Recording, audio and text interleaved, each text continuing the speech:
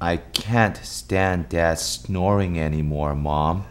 I didn't sleep a wink last night. I understand. Neither did I. But what can we do? I read in a magazine that there's some kind of laser which can cure snoring. I read that too, but it's pretty expensive. Besides, people who have tried it say it's painful and could cause voice change. Oh, I didn't know that. I guess there's no hope then. Well, I'll talk to Dad about it. I hope he agrees to do it. Anyway, a voice change will do him a world of good.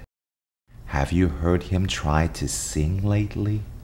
Come to think of it, you're right.